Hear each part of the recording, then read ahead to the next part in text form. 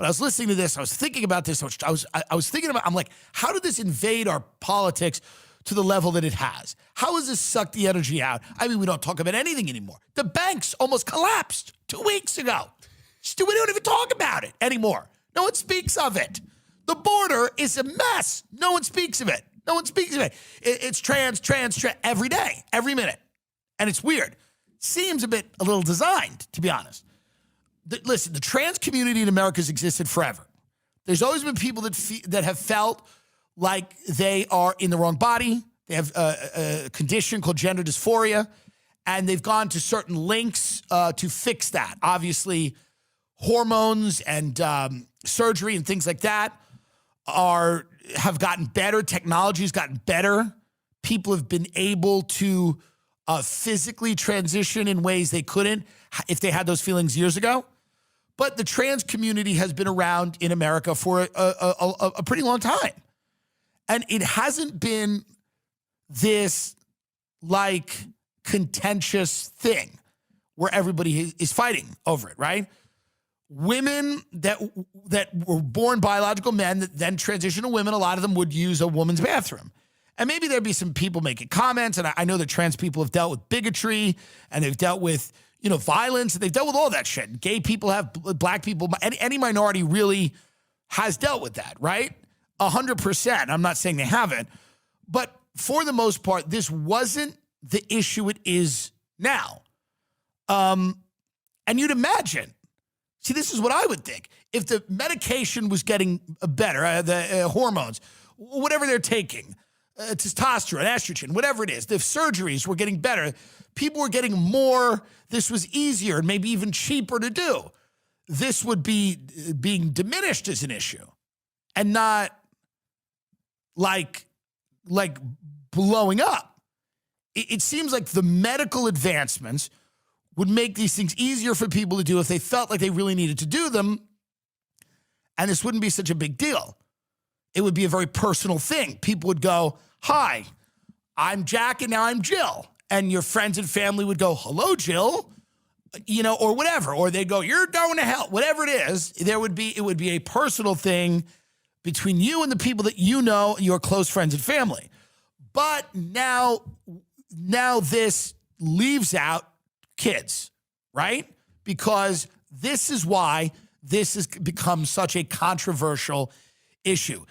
It is specifically about what ideas should children be confronted with and at what age? What age do children need to learn certain things? And once those children have learned those things, what age is it appropriate for those children to make medical decisions about their future and their life? And that's really the point that has become incredibly divisive, right? Let's leave out for a second the drag queen story hour, which we've talked about before on the show. And that seems to be the cultural battleground of the day, the drag queens reading in the library. But the deeper issue, the more important issue is, can a 7-year-old make a decision about who they are at that age? I say no. Most people I know say no. The most gay people I know say no to that.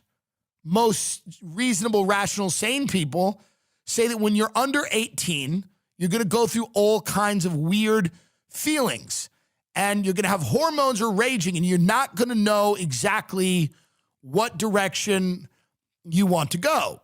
Many of the people that don't end up transitioning, that have feelings like this, end up being gay or lesbian. And it's strange. It's an odd fixation with bringing these issues to children and letting children make decisions about who they are.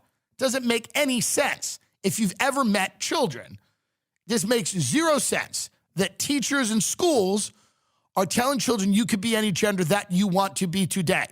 That is not a conversation for math class. This is most people that now I have friends that are more liberal on this issue. They're more progressive, and they say, well, there are such a thing as trans kids. And I say, well, I believe that to be true.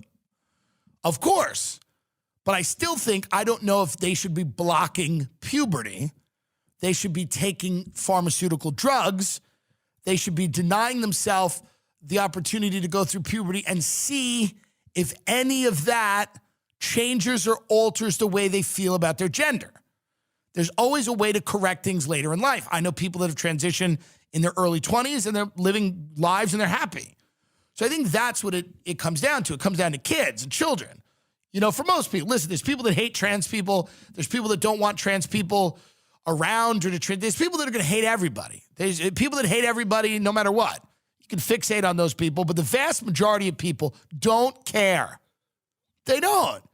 They just don't want children being introduced to certain ideas before those children are ready for it.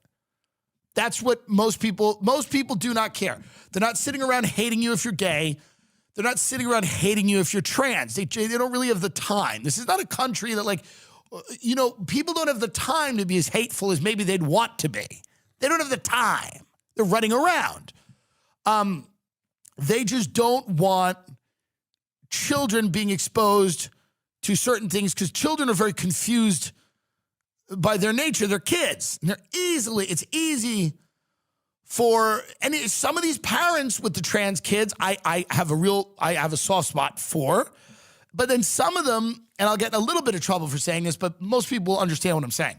Some of the parents, it's a little like a Munchausen's by proxy, where it's like they are taking a lot of interest in this thing that their kids are feeling, and it almost feels like the parent is somehow deriving some type of, and Munchausen's is where you make your kids sick. And I'm not saying being trans is being sick, but I'm saying a lot of these parents are being very encouraging to their children and maybe steering them, knowingly or unknowingly, into being trans, perhaps, because parents are sometimes, you know, I had friends that their parents were very encouraging and tried to help them a lot. And what it did was the opposite of what they wanted it to do.